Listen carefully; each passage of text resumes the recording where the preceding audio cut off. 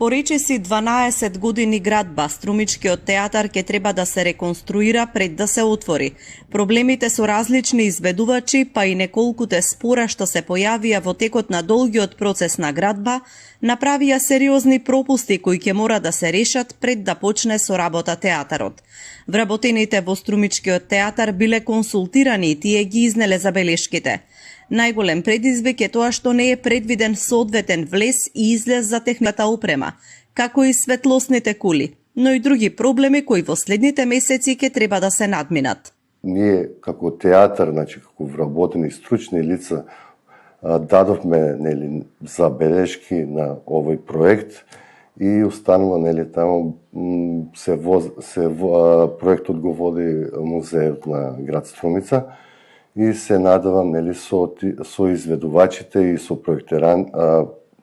проектантите да тие некои недостатоци што ги има да ги решат и се надевам дека ќе тргне работата. Реконструкцијата и повторната изградба на Струмичкиот театар почнаа во 2014 година.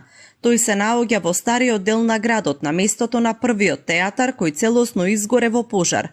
Актерите беа главни поборници театарот да добие свој објект, бидејќи условите за работа во Центарот за култура стануваат се посложени, со оглед на дотраеноста на дел од стенската опрема во овој 4-децениски објект. Сепак не зависи до нас ако тргнат работите на добро и ние сигурно се спремаме за